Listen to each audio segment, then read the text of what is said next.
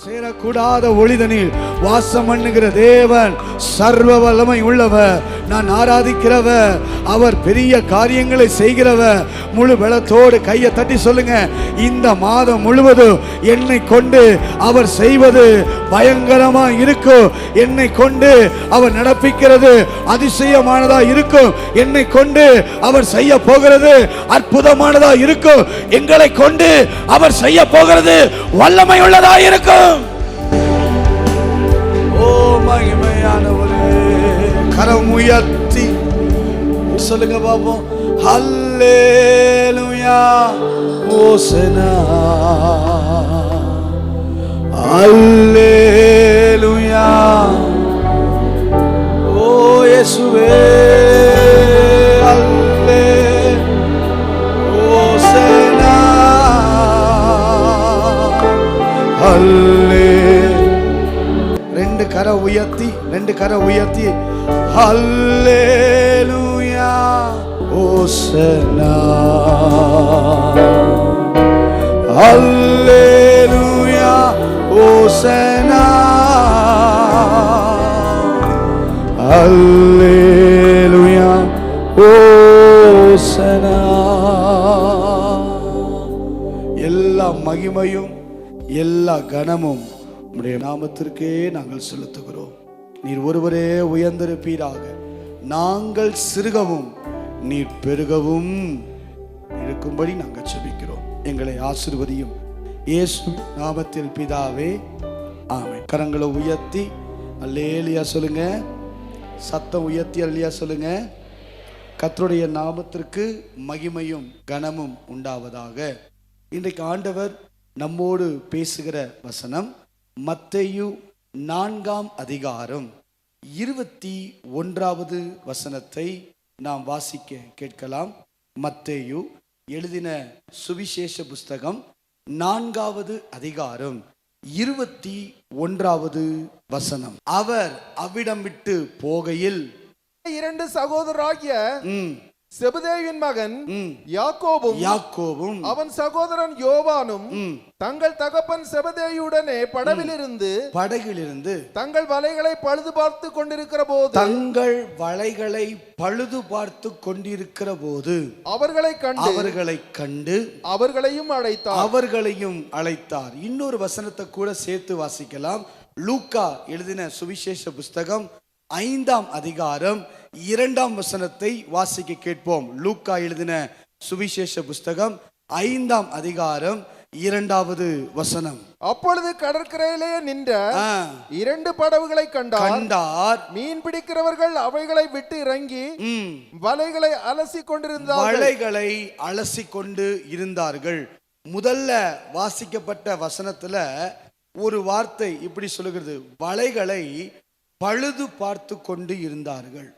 2வது வசனம் இங்கு சொல்லுகிறது, வலைகளை அலசி கொண்டிருந்தார்கள். கரங்களை உயர்த்தி அல்லேலூயா சொல்லுங்க பாப்போம். இன்றைக்கு ஆண்டவர் நம்மோடு பேச விரும்புகிற காரியம் என்ன அப்படின்னா, பழுது பார்க்க வேண்டிய வலைகள். கிறிஸ்தவ வாழ்க்கையில் பழுது பார்த்தல் என்பது மிகவும் முக்கியமான ஒரு பங்கை வகிக்கிறது. மீண்டும் சொல்லுகிறேன், இந்த கிறிஸ்தவ வாழ்க்கையில் பழுது பார்த்தல் என்கிற காரியம் ஒரு முக்கிய பங்காக இருக்கிறது. இந்த பழுது பார்த்தல் என்பது ஒன்று இல்லாமல் இருந்திருக்குமானால் இன்றைக்கு இங்கே இருக்கிற நம்முடைய வாழ்க்கை பயணம் இந்தளவு தொடர்ந்திருக்குமா, இந்தளவு வந்திருக்குமா என்பது ஒரு கேள்விதான். கிறிஸ்தவ வாழ்க்கையில 3 R மறந்துடக்கூடாது. ஒன்று, இந்த 3 R இல்லைன்னா இன்னைக்கு நம்ம இங்க இருக்கவே முடியாது. சரியா? முதல் R என்ன தெரியுமா? ரிப்பேர். சொல்லுங்க பாப்போம். அப்படின்னா பழுது பார்த்தல். கிறிஸ்தவ வாழ்க்கையில பழுது பார்க்கும் அனுபவம் ஒன்று அவசியம். நம்பர் 2, 2வது R என்ன தெரியுமா? ரீஸ்டோர் அப்படின்னா திரும்ப கட்டும் அனுபவம். முதல்ல ரிப்பேர் அப்படின்னா பழுது பார்க்கும் அனுபவம். கிறிஸ்தவ வாழ்க்கையினுடைய மிகப்பெரிய ஒரு காரியம், பங்கு என்னன்னா பழுது பார்க்கும் அனுபவம். 2வது என்னன்னா ரீஸ்டோர் அப்படின்னா பழுது பார்த்ததை திரும்பி கட்டும் அனுபவம். நம்பர் 3, மூன்றாவது ரெனியூ, அதாவது மீண்டும் புதுப்பிக்கும் அனுபவம். இந்த 3, 6 இல்லை என்று சொன்னால் இன்றைக்கு கிறிஸ்தவ வாழ்க்கையில இந்த அளவு நம்முடைய பயணம் இருந்திருக்குமா என்பது சந்தேகம்தான். ஒவ்வொரு முறையும் நாம் தவறும் போதும், ஒவ்வொரு முறையும் நாம் விழும் போதும், ஒவ்வொரு முறையும் நாம் வழி விலகும் போதும் கர்த்தர் நம்மை பழுது பார்த்ததினாலும், கர்த்தர் நம்மை திரும்ப கட்டுவித்ததினாலும், கர்த்தர் நம்மை திரும்பவும் புதுப்பித்ததினாலும் இந்த நாள் வரை இருக்க கர்த்தர் கிருபை தந்திருக்கிறார். கரங்களை உயர்த்தி அல்லேலூயா சொல்லுங்க பார்ப்போம். நல்லா கவனித்துக் கொள்ளுங்க. நம்ம வாழ்க்கையில பிழைகள் என்பது வராமல் இருப்பது இல்லை, பிழைகள் என்பது உண்டு. சங்கீதம் 19ஆம் சங்கீதத்துல 12வது வசனத்தை நீங்க வாசித்து பாருங்க. சங்கீதங்களில 19வது சங்கீதம் 12வது வசனத்தை நீங்கள் வாசித்து பார்ப்பீர்களே ஆனால் அங்க சொல்லப்படுகிறது, தன் பிழைகளை வாசிக்கலாம். தன் பிழைகளை உணர்கிறவன் யார்? தன் பிழைகளை உணர்கிறவன் யார்? மறைவான குற்றங்களுக்கு என்னை நீங்களாக்கும். ஏதோ ஒரு விதத்தில், ஏதோ ஒரு இடத்தில், ஏதோ ஒரு காரியத்தில் நம்மை அறிந்தோ நம்மை அறியாமலோ அல்லது ஏதோ ஒரு காரியத்துல தேவனுக்கு பிரியமில்லாத, தேவனுக்கு விருப்பமில்லாத, தேவனுக்கு சித்தமில்லாத ஏதோ ஒன்றை நாம செய்திருப்போம். அதை செய்தத என்ன பிரச்சனை நம்ம அறியாம கூட போயிருந்திருக்கலாம். அதனால அநேக ஆசீர்வாதங்கள், அநேக மேன்மைகளை நம்ம இழந்திருக்க முடியும். நல்லா கவனிங்க. கர்த்தர் ஆசீர்வதிக்கிறவர். இஸ்ரவேலை ஆசீர்வதிப்பது கர்த்தருக்கு பிரியம். இந்த வருஷத்துடைய ஒரு மாதத்தை கடந்து வந்துட்டோம். இன்றைக்கு நின்று கவனித்து பார்ப்போம். கடந்த மாதத்தில் தேவன் எந்த விதத்திலெல்லாம் நம்மை ஆசீர்வதித்தார், அல்லது எந்த விதத்திலெல்லாம் நான் வலையை போட்டபோது அந்த வலையில மீன்கள் அகப்பட்டன. பல நாட்கள் வலையை போட்டு வலை வெறுமையாய் திரும்பி வந்ததா? நாம் முழுதும் பிரயாசப்பட்டோம், ஒன்றும் அகப்படல ஆண்டவரே அப்படின்ற சூழ்நிலை இருக்குதா? இல்ல குறைவாய் நான் போட்டது பெரிய வலை, ஆனா எனக்கு வந்ததோ கொஞ்சம் மீன்கள் தான். நான் பெரிய ஆசீர்வாதத்தை எதிர்பார்த்தேன், ஆனா எனக்கு வந்த ரிசல்ட் கொஞ்சம் ஆசீர்வாதங்கள் தான். நான் பெரிய ஒரு உயர்வை எதிர்பார்த்தேன், ஆனா என் வாழ்க்கையில வந்தது கொஞ்சம் உயர்வு தான். எதிர்பார்த்த அளவு, நினைத்த அளவு, பார்த்த அளவு ஒரு பெரிய ஆசீர்வாதத்தை, ஒரு பெரிய மேன்மையை என்னால பார்க்க முடியல. ஏன் அப்படின்னா எங்கேயோ ஒரு இடத்தில், ஏதோ ஒரு பகுதியில் அந்த வலை கிழிந்திருக்கலாம். இந்த மாதத்துல அந்த வலைய, அந்த பகுதியை நாம் சரியாய் பழுது பார்த்தால் இந்த மாதம் விட்டதையும் கர்த்தர் இரட்டத்தனையாய் தர வல்லமை உள்ளவர். நல்லா யோசிச்சு பாருங்களேன். எனக்கு ரொம்ப ஆச்சரியம். முதல்ல நல்ல வலையை அலசி கொண்டிருந்தார்கள், வாசித்தோம். ஏன் வலையை அலசுறாங்க தெரியுமா? 2 விஷயம். ஒன்று, மீண்டும் பயன்படுத்துவேன் என்பதற்காக அந்த நபர் வலையை அலசுறார். நல்லா கவனித்துக் கொள்ளுங்க. மீண்டும் ஒரு காரியத்தை, இப்ப சட்டை போடுறோம், சட்டை அழுக்காகுது, சட்டையை கொண்டு போய் வாஷ் பண்றோம், நல்லா அலசுறோம். ஏன் துவைக்கிறோம், ஏன் அலசுறோம், ஏன் காரியங்கள் செய்யறோம்னா இந்த ட்ரெஸ்ஸை அப்படியே தூக்கி போறது இல்லை, மறுபடியும் இந்த சட்டையை நான் போடணும், மறுபடியும் நான் பயன்படுத்துவதற்கு. அப்படின்னா அந்த இடத்துல ஆண்டவர் சொல்றாரு, ஜனங்கள் வலையை என்ன செய்தாங்களாம்? அலசி கொண்டிருந்தார்கள். அப்படின்னா என்ன அர்த்தம்? ஏதோ ஒன்றை மீண்டும் பயன்படுத்துவதற்கு, இன்னும் சொல்ல போனா இழந்ததை, இன்னும் சொல்ல போனா கடந்த நாட்களில் விட்டதை மீண்டும் நம்மிடத்தில் தருவதற்கு இந்த மாதத்தில் கர்த்தர் நம்மை பழுது பார்க்க சொல்லுகிறார். அல்லேலூயா சொல்லுங்க பாப்போம். இன்னொரு ரகசியத்தை கூட சொல்றேன் பாருங்க. முதல்ல வலையை அலசினதுக்கு அப்புறம், பழுது பார்த்ததுக்கு அப்புறம், முதல்ல முழுதும் பிரயாசப்பட்டு ஒன்றுமில்லை. ஆனா 2வது முறை போடும்போது பாருங்க, நீ சொன்னபடி நான் போடுறேன், வலது பக்கம் போடுறேன்னு போட்ட உடனே கொண்டு போனதோ ஒரு படகு, கொண்டு போனதோ ஒரு வலை, ஆனா நிரம்பினதோ 2 படகு. அப்படின்னா என்ன அர்த்தம் தெரியுமா? கடந்த காலத்தில் விட்டவைகளையும், கடந்த இரவில் நடந்தவைகளையும், கடந்த 2025 விட்டவைகளையும், 2026 ஜனவரி மாதம் கிடைக்காதவைகளையும் இந்த மாதத்தில் ரெட்டிப்பாய் கர்த்தர் தருவதற்கு நம்முடைய வலைகளை கர்த்தர் வழுது பார்க்க சொல்லுகிறார். எத்தனை பேர் கரங்களை தட்ட முடியுமோ சொல்லுங்க. இந்த மாதம் என் வாழ்க்கையில் நான் விட்டதை, என் வாழ்க்கை நான் இழந்ததை, இந்த மாதத்துல இருந்து விட்டவைகளை மீண்டும் கர்த்தர் என் படகை நிரப்புவதற்கு கையை தட்ட தட்ட சிலருடைய வாழ்க்கை நிரப்பப்படும். சொல்லுங்க, ஆண்டவரே என் வாழ்க்கையை நிரப்புவதற்கு, என் படகை நிரம்ப பண்ணுவதற்கு இந்த மாதத்தில் நான் எதிர்பார்த்ததை விட 2 மடங்கு ஆசீர்வாதங்களை கத்த தருவதற்கு கத்தாவே என்னை பழுது பாரும். அதுக்குதான் ஆண்டவர் சொல்றாரு, பழுது பாருங்க. பழுது பார்க்க வேண்டிய வலைகள். இந்த பழுது பார்த்தல் அப்படின்றதுக்கு 5 அர்த்தங்கள் நான் உங்களுக்கு சொல்றேன். பழுது பார்த்தல் அப்படின்றதுக்கு என்ன அர்த்தம் வேதம் சொல்லுகிறது அப்படின்னா 5 அர்த்தங்கள். நம்பர் 1, முறிந்ததை சரி செய்தல். இன்றைக்கு இந்த மாதத்தில் கர்த்தர் உங்களுக்கு சொல்றார், எந்த பகுதி முறிந்ததை சாதாரணமாக சரி பண்ண முடியாது. நல்லா கவனிச்சு பார்த்தீங்கன்னா, ஒரு உடஞ்சு போச்சுன்னா அதை கரெக்டாக சரி பண்ணுறது ரொம்ப கஷ்டம். ஆனால் இந்த மாதத்தில் முறிந்து போன சில காரியங்களை இந்த மாதத்தில் கர்த்தர் சரி செய்வதற்கு பழுது பார்க்க சொல்லுகிறார். அல்லேலூயா சொல்லுங்க. 2வது முழுமையாகுதல், டு கம்ப்ளீட். முழுமையாகுவதற்கு, ஒரு முழுமையா, பாதியா அல்ல, குறைவாய் அல்ல. எதற்கு பழுது பார்க்கணும்?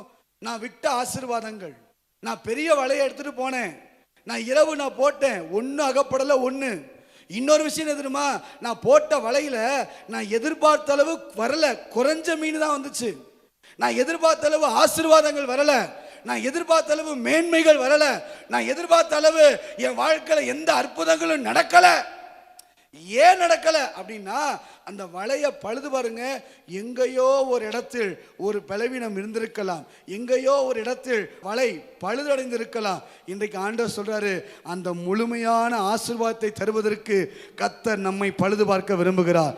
மூன்றாவது ஒழுங்குபடுத்துதல், அலைன்மெண்ட்.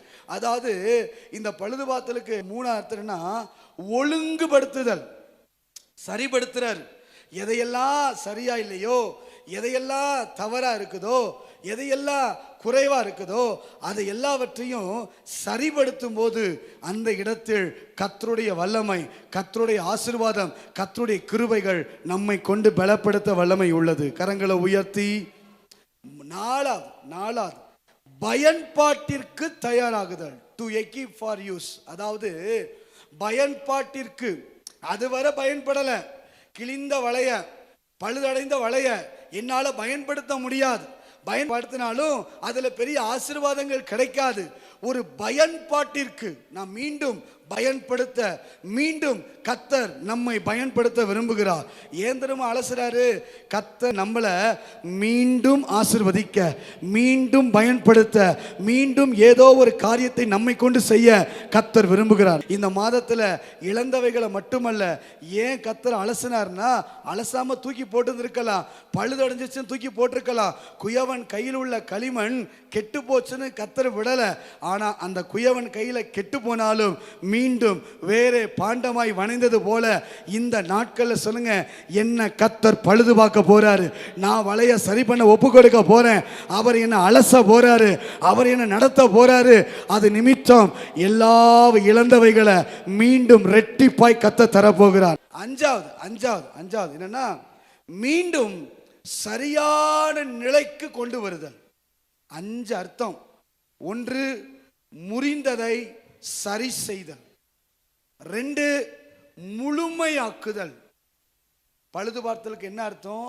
ஒரு முழுமை, டு கம்ப்ளீட். குறைவா இருக்கிறவைகள், பேலன்ஸ் இல்லாம இருக்கிறவைகள், எதுல பலவீனத்தோடு இருக்கிறவைகளை கர்த்தர் இந்த நாள்ல முழுமையாக்குறார். 3வது ஒழுங்குபடுத்துறார்.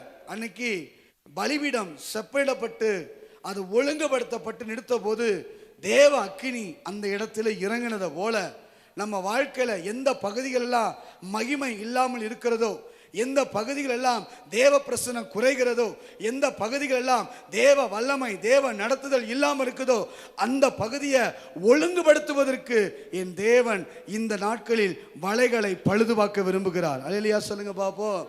4 சொன்னேன், பயன்பாட்டிற்கு தயாராகுதல். அப்படின்னா மீண்டும் கர்த்தர் என்ன யூஸ் பண்ண போறார். சொல்லுங்க, யூஸ் மீ லார்ட். என்ன யூஸ் பண்ண போறாரு. என்ன குயவன் கையில கெட்டு போனாலும் மீண்டும் கர்த்தர் எழும்ப பண்ண போகிறார். 5வது சொன்னேன், சரியான நிலைக்கு கொண்டு வருதல்.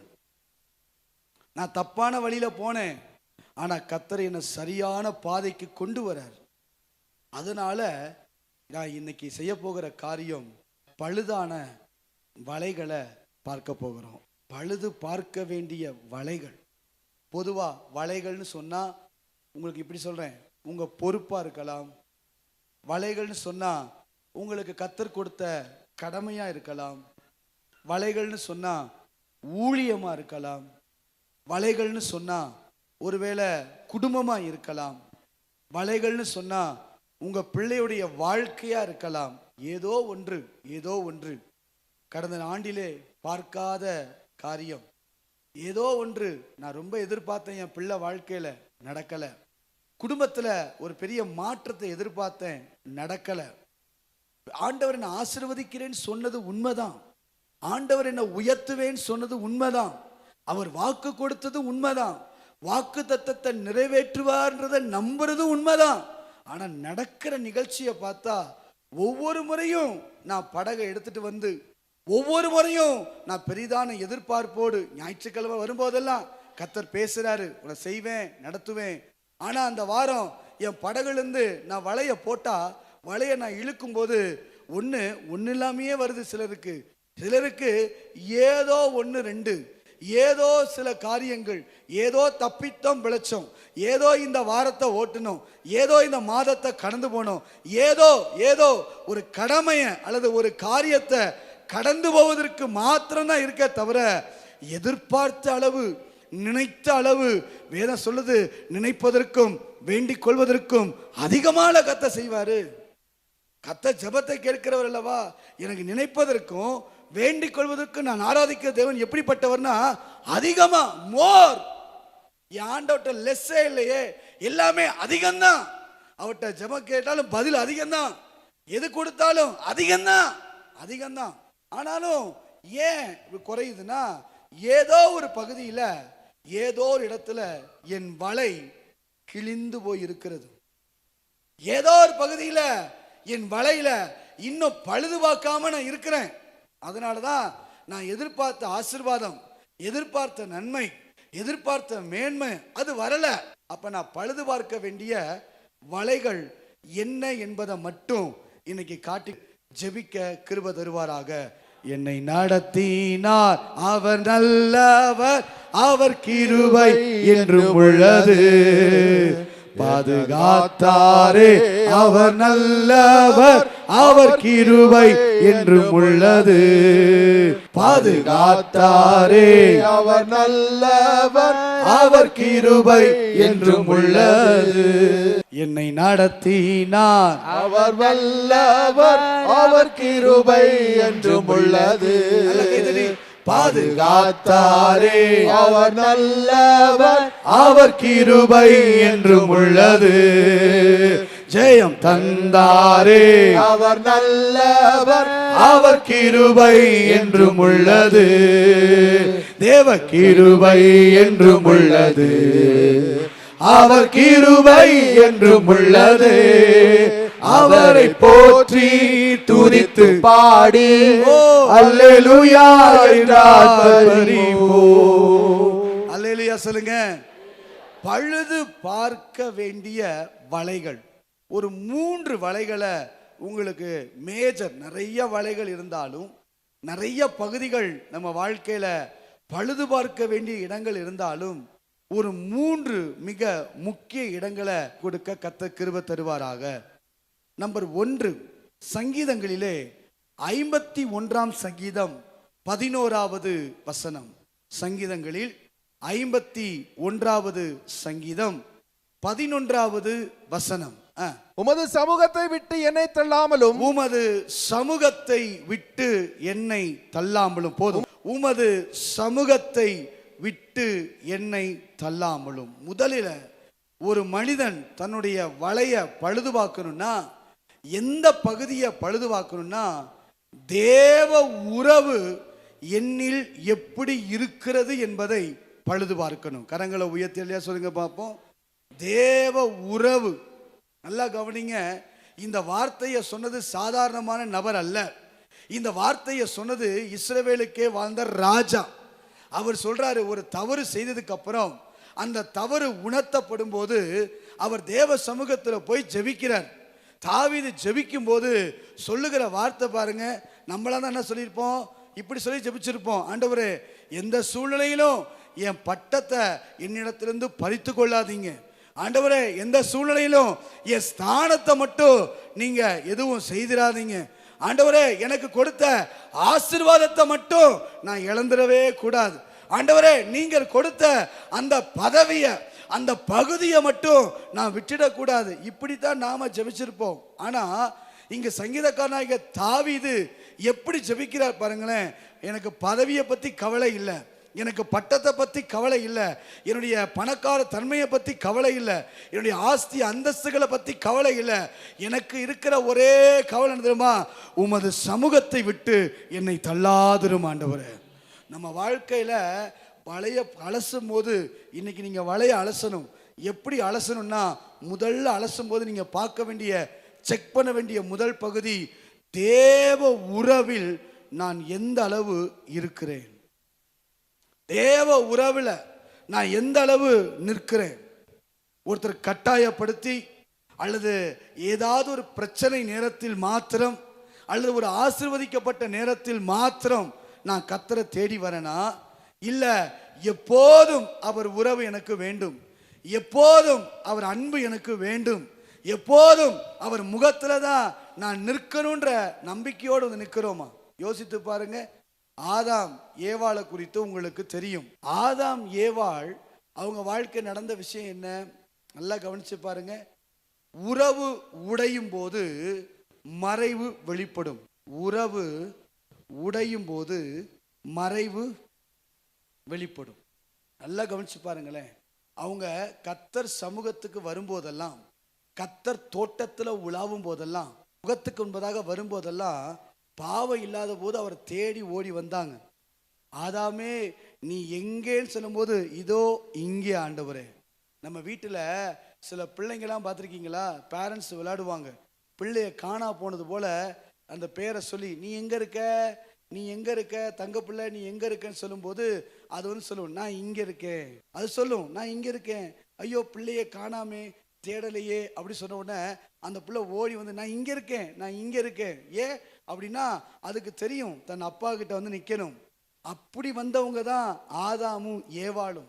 பாவம் இல்லாத போது, குற்றம் இல்லாத போது, கீழ்ப்படுதல் உள்ளவர்களாக இருந்த போது, கர்த்தருடைய வார்த்தைக்கு செவி கொடுத்த போது, கர்த்தருடைய உறவுக்குள்ள இருந்த போது, கர்த்தர் தோட்டத்துக்குள்ள உலாவுறாரு சொன்ன உடனே அவருக்கு முன்பதாக வந்து நின்றவர்கள் அவர்கள். ஆனா என்றைக்கு இந்த பாவம் உள்ள வந்ததோ, உறவில் விரிசல் வந்ததோ, உறவில் உடைந்து போனதோ, அன்றைக்கு வேதத்தில் வாசிக்கிறோம். ஆண்டவர் சொல்றாரு, ஆதாமே வேர் ஆர் யூ, எங்க இருக்கிற கேட்ட உடனே அவங்க சொல்றாங்க, மறைந்து கொண்டார்கள், ஒளிந்து கொண்டார்கள். ஒரு மனிதன் கர்த்தருடைய சமூகத்தை விட்டு வெளியே போறதுக்கு வெரி சிம்பிள் சைன், அடையாளம் என்னன்னா, சபையில் வந்தா கூட தங்களை ஒழித்து கொள்றதுக்கு முயற்சி பண்ணுவாங்க. பாட மாட்டாங்க, ஆராதிக்க மாட்டாங்க, கர்த்தருடைய வசனத்தை கேட்கறதுல கவனம் இருக்காது, தங்களை ஏதாவது ஒரு விஷயத்துல ஒழித்து கொள்றதுக்கு ரொம்ப பார்ப்பாங்க. பின்னாடி உட்காந்துக்கலாம், சைடில் உட்காந்துக்கலாம்.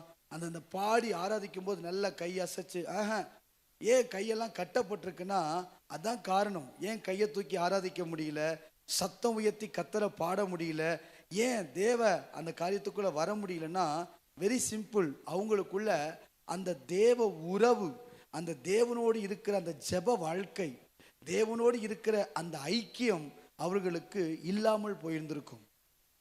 நல்லா கவனிங்க. இன்னொரு வார்த்தையை கூட நான் சொல்றேன். பழக்கம் சிதறிய போது, அதாவது நம்ம எதுல ரொம்ப பழக்கமா இருக்கிறோமோ அதுக்குத்தான் நேரத்தை அதிகமாக கொடுப்போம். நல்லா கவனிச்சு பாருங்களேன். செல்போனுக்கு நம்ம ரொம்ப பழக்கமா இருந்தோம்னா அந்த மனுஷனுடைய நேரத்தை பாருங்க, செல்போனுக்கு தான் அதிகமாக நேரம் கொடுத்துருப்பாங்க. என்னுடைய பழக்கம் எது மேல அதிகமா இருக்குதோ அதற்குத்தான் என் நேரமும் அதிகமாய் கொடுக்கப்படும். என் பழக்கம் எதற்கு அதிகமாய் செலவிடப்படுகிறதோ, நான் எதை பழக்கப்படுத்த, என் ஃப்ரெண்டு கூட நான் ரொம்ப பழக்கமாக இருக்க விரும்புகிறேன் அப்படின்னா அந்த ஃப்ரெண்டு கூட தான் உங்களுடைய நேரம் அதிகமாய் வீணாய் போயிருக்கும். டிவியோட, மற்றதோட, நிகழ்ச்சியோட, மற்ற காரியத்தோட, பொழுதுபோக்கோட சிலருக்கு வெளியே ஜாலியாக அந்த பழக்கம் எதில் ரொம்ப இன்வால்மெண்ட் காட்டுறோமோ அதோட தான் அவங்க நேரம் அதிகமாக இருக்கும். இப்போ ஊழியத்தில் ஒரு நபருக்கு பழக்கம் ரொம்ப இருந்துச்சுன்னா அவருடைய காலங்கள் பாருங்கள், ஊழியத்திலேயே நேரம் அதிகமாக இருக்கும். அவருக்கு வீடை பற்றி யோசிக்க மாட்டார், தன்னை பற்றி யோசிக்க மாட்டார், மற்ற எதை பற்றியுமே யோசிக்க மாட்டார். காரணம், அவருடைய பழக்கம் முழுசும் எதில் இருக்கும்னா ஊழியம், ஊழியம், சபை, சபை. அப்படிதான். அதான் வாசிக்கிறோம், யோசுவா ஆசரிப்பு கூடாரத்தை விட்டு விலகாது இருந்தான். அப்படின்னா என்ன அர்த்தம்? அவனுக்கு தெரியும் எது நடந்தாலும் எது வந்தாலும் அவனுடைய பழக்கம் எல்லாம் அது ஒன்று தான், அது ஒன்று தான். அதனால தான் கர்த்தர் அந்த மனிதனை உயர்த்துகிறார். கடந்த மாசத்துல எத்தனை நாட்கள் யாரும் சொல்லாமல் நாம் ஜெபித்திருப்போம்? யாரும் சொல்லாமல் தேவ சமூகத்துக்கு சென்ற நாட்கள் என்ன? சரி, இப்படி கூட எடுத்துக்குவோம். தேவனோடு இருக்கிற உறவு எவ்வளவு தூரம் இருக்குது? லெவல் என்ன? அதனுடைய அளவு என்ன? அந்த அளவீடு இருக்கணும்ல. அந்த அளவீடு எவ்வளவு தூரம் இருக்குது? என் தேவ உறவு காலையில எழும்பி ஒரு காலத்தில் நான் ஜெபித்தேன். அவர் முகத்தை தேடாம நான் வெளியே போனதில்லை. ஆனா இன்னைக்கு அவர் முகத்தை விட மனுஷனுடைய முகத்தை தேடி போகிறது அதிகமா இருக்குது. நான் எதுல பழகிறேன்? உங்க நேரம் எதில் அதிகமாய் செலவிடப்படுகிறதோ அதை நீங்க ரொம்ப நேசிக்கிறீங்கன்னு அர்த்தம். உங்க பிள்ளையோட நேரம் அதிகமா செலவு பண்ணா உங்க பிள்ளையை எல்லாத்த விட ரொம்ப நேசிக்கிறீங்கன்னு அர்த்தம். ஒரு மனிதன் ஜெபத்தில் அதிக நேரம் செலவு பண்ணா தேவனை ரொம்ப நேசிக்கிறார்னு அர்த்தம். ஒரு மனிதன் வேத வசனத்தை ரொம்ப நேரம் எடுத்து ஸ்பெண்ட் பண்றாருன்னா அவரு வேத வசனத்தை இரவு பகலும் தியானிக்கிறதுனால கர்த்தர் அவர் மேல பிரியமா இருப்பார்னு அர்த்தம். பழக்கம் எதோட? அவங்க யோசித்து பாருங்க. அவங்க தேவனோடு பழகின வரைக்கும் அவங்களுக்கு மறைவு தேவைப்படலை. என்னைக்கு சத்ருவோடு ஒரு பழக்கம், சத்ருவோடு ஒரு வார்த்தையை கேட்க, சத்ருவின் சத்தத்துக்கு செவி கொடுக்க என்றைக்கு ஆரம்பித்தாங்களோ அந்த பழக்கம் தேவனுடைய இடத்து விலகி சிதறிச்சோ அன்னைக்கே ஒரு மறைவு, அன்னைக்கே ஒரு நேரனுடைய நேரம் குறைந்து போனது. இந்த நாள்ல கர்த்தர் சொல்றாரு, நம்முடைய வலைய அலச வேண்டிய ஒரு பகுதி ஜெபம். இன்னும் சொல்ல போனா தேவ உறவு சரியா இருக்குதா என்பதை கண்டுபிடிக்க கிருபை தருவாராக. அல்லேலூயா சொல்லுங்க பார்ப்போம். இந்த மாதம் நான் வலைய போடும்போது அந்த வலையில மீன்கள் சிக்கணும்னா, என் வலை கர்த்தருடைய ஆசீர்வாதத்தால நிரம்பணும்னா ஒரு படகு அல்ல 2 படகு நிரம்பி நான் சந்தோஷமா மாதத்தை முடிக்கணும்னா அதுக்கு முதல்ல நம்ம செய்ய வேண்டியது தேவ உறவுல எவ்வளவு நம்ம இருக்கிறோம் என்பதை கணக்கிடணும். என் வலை அது ஓட்டையா இருக்கிறதுக்கு எந்த பகுதி தெரியுமா? ஜெபம் அல்லது தேவ உறவு, தேவனோடு இருக்கிற ஐக்கியம். ஒரு மனிதனுக்கு தேவனுடைய உறவு குறைஞ்சு போனா அந்த வலை ஓட்டை ஆயிடுச்சுன்னு அர்த்தம். சவுல் நல்லா தான் இருந்தார், சாலமோன் நல்லா தான் இருந்தார், சிம்சோன் நல்லா தான் இருந்தார். என்னைக்கு தேவனோடு இருக்கிற உறவு குறைந்து போனதோ அன்றைக்கு ஒரு பெரிய மறைவு வந்தது. சவுலுக்கு அது வரைக்கும் மறைவு தேவைப்படலை.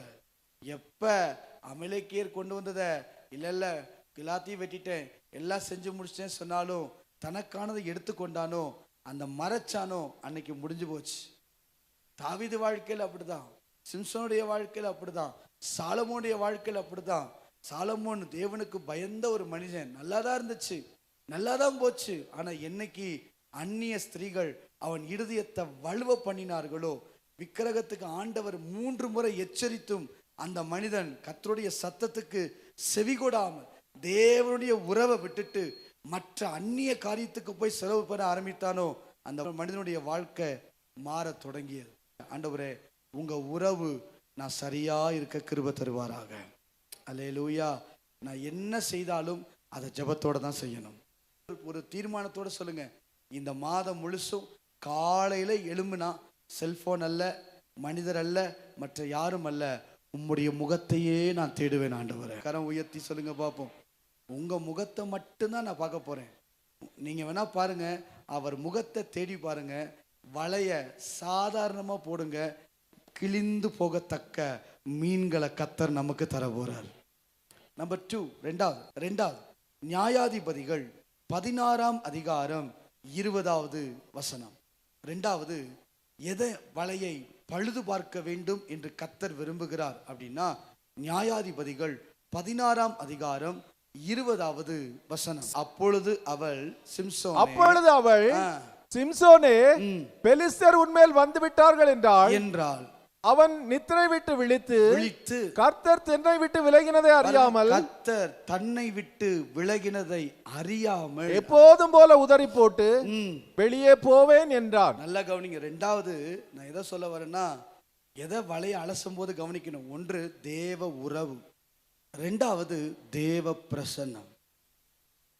தேவ பிரசன்னம் என் வாழ்க்கையில சரியா இருக்குதா என்பதை பார்க்கணும். இந்த சிம்சோன் யார் தெரியுங்களா?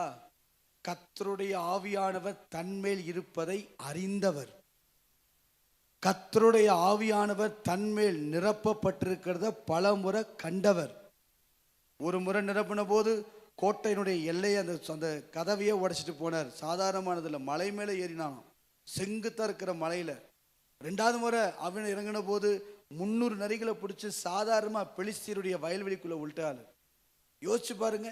மூணாவது எடுத்துக்கிட்டா உதாரணத்துக்குன்னா, அது மட்டும் இல்ல, ஒரே ஒரு கழுதையினுடைய தாடை எலும்ப வச்சு 1000 பெலிஸ்தீர்களை சாதாரணமா கொன்று குவித்த ஒரு தேவ மனிதன். ஆவியானவர் இறங்கினது நல்லா தெரியும். ஆவியானுடைய பிரசன்னம் வந்தா என்ன நடக்கும், ஆவியானவர் இறங்கிட்டாங்க என்ன வரும்ன்றது சிம்சோன் நல்லா அறிந்த ஒரு காரியம். ஆனா என்ன விஷயம்னா, இங்க யோசிச்சு பார்த்தா கர்த்தர் தன்னை விட்டு விலகினதை அறியாமல் எப்போதும் போல. அதான் சொல்றேன், சில நேரங்கள்ல நம்ம லைஃபுக்குள்ள அலசும் போது இன்னைக்கு என்னமா யோசிக்கணும், நான் தேவ பிரசன்னம் எனக்குள் இருக்கிறதா? ஏன் தெரியுமா? தேவ பிரசன்னம் தான் நம்மளை பாதுகாக்கும். தேவ பிரசன்னம் இருக்கிற மனுஷனை கர்த்தர் உயர்த்துவார். அல்லேலூயா சொல்லுங்க பார்ப்போம். தேவ பிரசன்னம் ஒரு மனுஷனை மேன்மைப்படுத்தும். நம்ம வாழ்க்கையில தேவ பிரசன்னம் இல்லாம எந்த ஒரு காரியத்தையும் நம்ம செய்துவிட முடியாது. ஏலி எடுத்துக்கொள்ளுங்க, அவருக்குள்ள நல்லா கவனிங்களேன். ஏலி எடுத்துக்கொள்ளுங்க, சேவை இருந்தது. ஏலி சேவை செய்தார். நல்லா கவனிங்க. ஊழியம் இருந்துச்சு, ஆனா என்ன இல்லைன்னா உணர்வு இல்லை. அதனால என்ன நடந்துச்சு யோசிச்சு இன்னைக்கு நல்லா கவனிங்க. நிறைய பேர் என்னன்னா சர்ச்சுக்குள்ள இருப்போம், சர்ச்சுக்குள்ள ஆராதிப்போம், சர்ச்சுக்குள்ள பாடல் பாடுவோம், சர்ச்சுக்குள்ள உட்கார்ந்து செய்திகளை கேட்போம், நல்லதுதான். ஆனா ஒரு பக்கம் நம்ம என்னதுமா நிதானிக்கணும். நம்ம வலைய எனக்குள்ள அந்த பிரசனத்தை உணர்கிற அனுபவம் இருக்கா?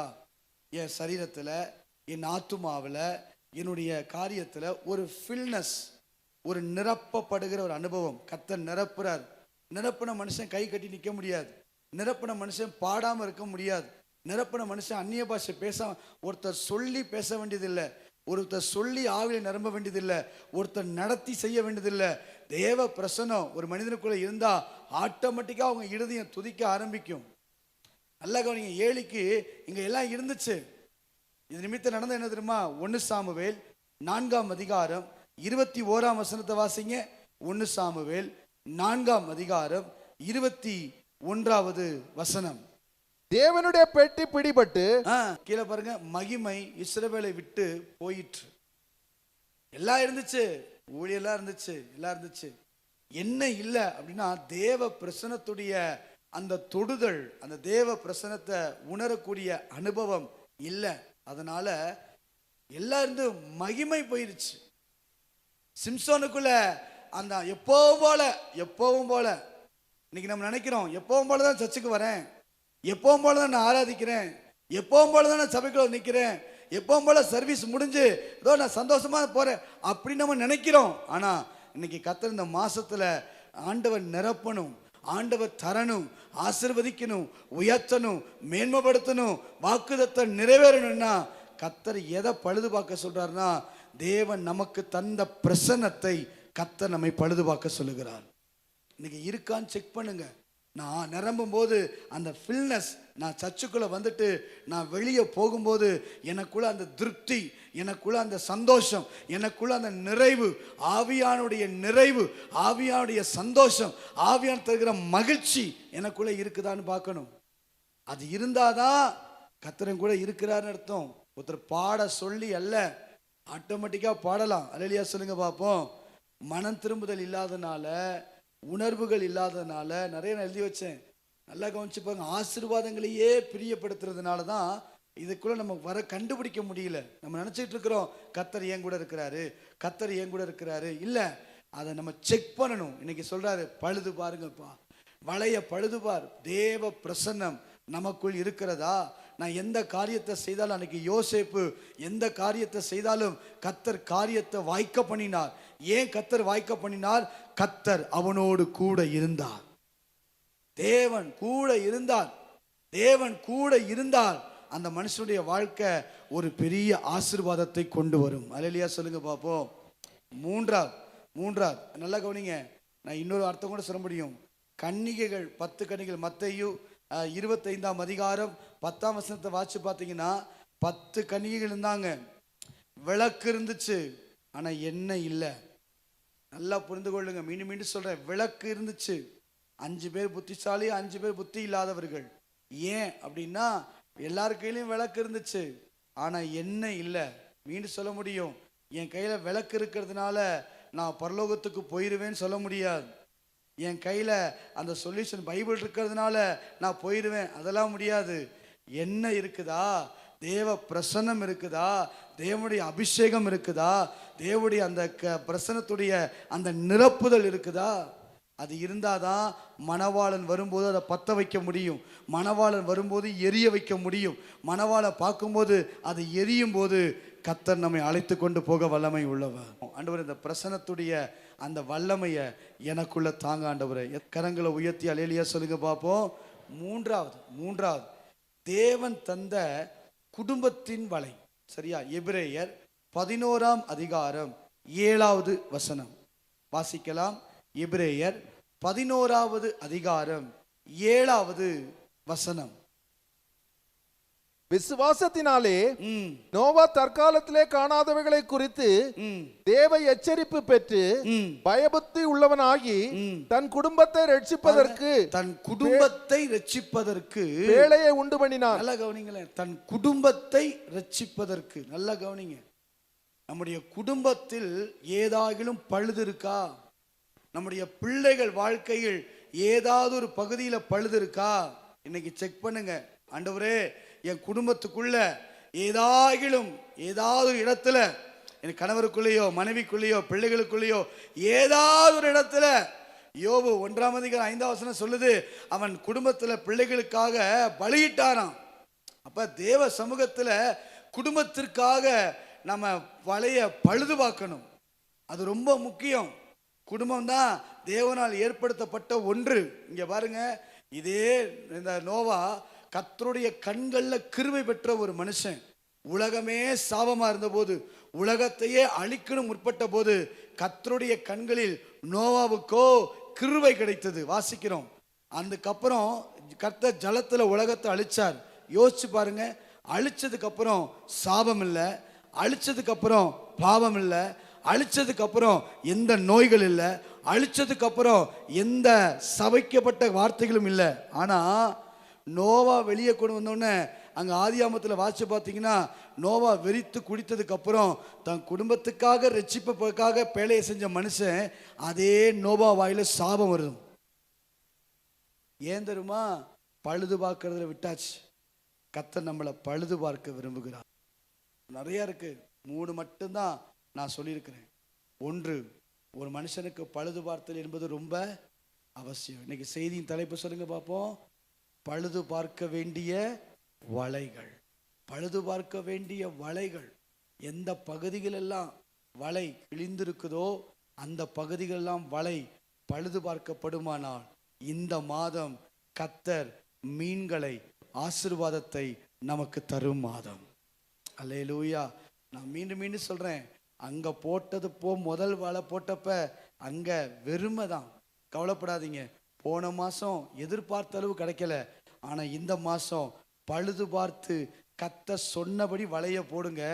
ஒரு படகல்ல, போன மாதத்துக்கும் சேர்த்த ஆசீர்வாதங்களை, பட்ட பிரயாசத்திற்கான பலனை இந்த மாதத்தில் கர்த்தர் நமக்கு தர வல்லமை உள்ளவர். அப்ப என் வலை பழுது பார்க்கணும்னா 3 பகுதிகள் சொன்னேன். 3 இடங்கள்ல ஒரு மனிதன் தன் வாழ்க்கையை பழுது பார்க்கணும்.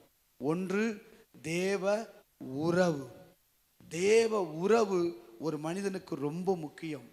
எந்த பகுதியில் தேவ உறவில் நான் பலவீனப்பட்டிருக்கிறேனோ, நான் ஜெபத்தில் குறைந்திருக்கிறேனா, வார்த்தையில் குறைந்திருக்கிறேனா, விசுவாசத்தில் குறைந்திருக்கிறேனா, தேவ உறவுல எந்த பகுதியில் குறைந்திருக்கிறேனோ அந்த பகுதியில் நின்று நம்மை பழுது பார்த்து கொள்ள வேண்டும். அல்லேலூயா சொல்லுங்க பார்ப்போம்.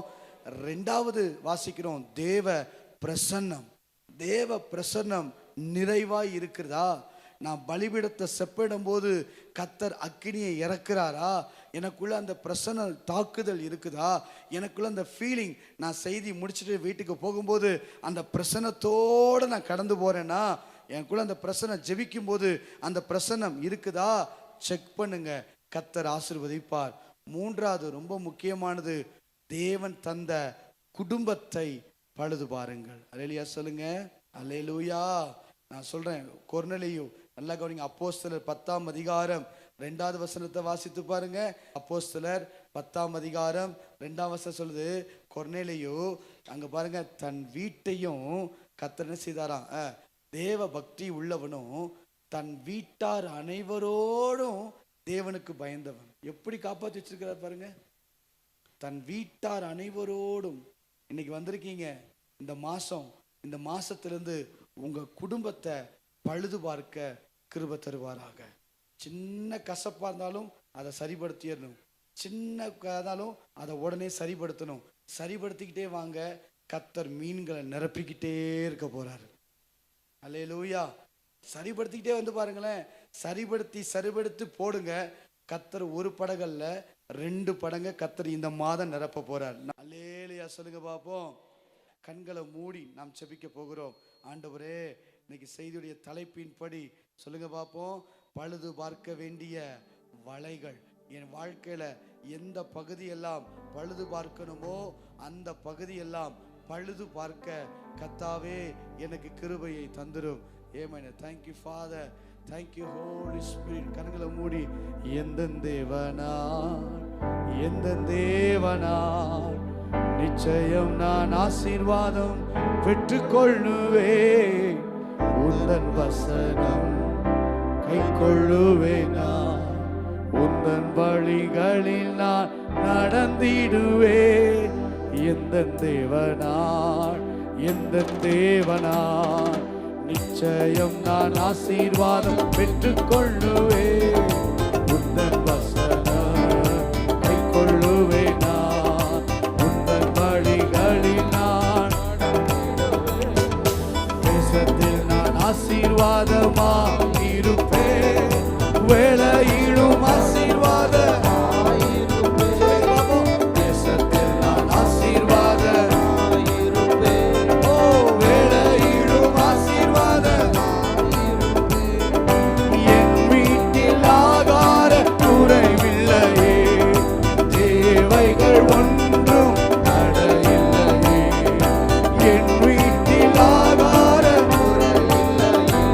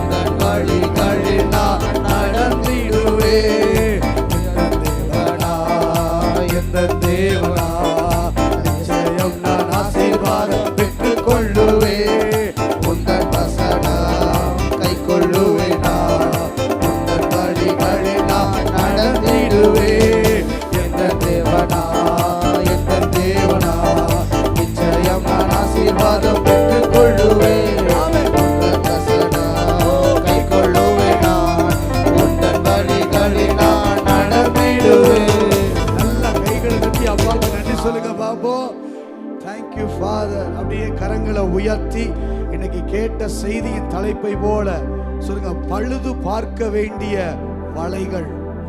என் வாழ்க்கையில கர்த்தர் பெரிய ஆசீர்வாதத்தை தரணும்னா என் வலை பழுது பார்க்க வேண்டும். நான் பழுது பார்ப்பேனானால், நான் பழுது பார்த்து என் வலையை வீசும்போது ஒரு படகு அல்ல 2 படகு நிரம்ப கர்த்தர் எனக்கு கிருபைகளை தருவார்.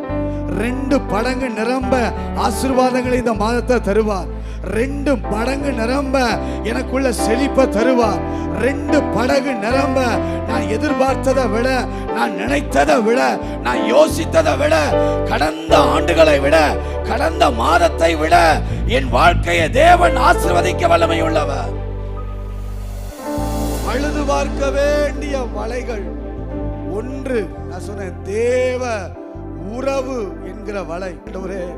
எந்த தேவ உறவுல நான் ஒருவேளை சரியானபடி இல்லைனா எனக்கு நான் சரிப்படுத்திக் கொள்ள கிருபையை தாரும். 2வது, தேவ பிரசன்னம் என்கிற வலை. அதுல ஏதாகிலும் பழுது இருக்குமானா இந்த காலை நேரத்துல கர்த்தர் சொல்றார், அதுல சரி பண்ணி கொள்ளுங்க. அந்த பிரசன்னத்துல சரி பண்ணி கொள்ளும் போது கர்த்தர் 2 படகு நிரம்ப ஆசீர்வாதங்களை தருவார். 3வது, தேவன் தந்த குடும்பம், அதுல பழுது வராம பாதுகாக்கணும். உங்க குடும்பத்துக்காக இப்ப ஜெபம் பண்ணுங்க. கரம் உயர்த்தி, ஆண்டவரே, என் பிள்ளைய, என் கணவரை, என் மனைவிய நான் பழுது இல்லாம இருக்கணும்.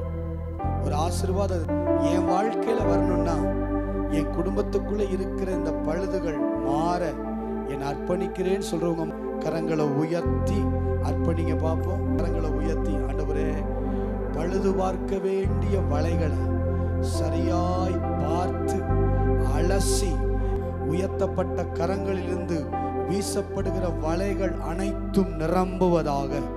யார் கரமெல்லாம் உயர்ந்திருக்குதோ இந்த மாதத்தில் அவங்க வீசும் போது, அந்த வலைகள் வீசப்படும் போது 1 மடங்கு அல்ல 2 மடங்கு நிரம்பத்தக்க ஆசீர்வாதங்களை கர்த்தர் தருவ போவதற்காய் ஸ்தோத்திரம். நீர் ஆசீர்வதியும் இயேசுவின் நாமத்தில் பிதாவே, ஆமென்.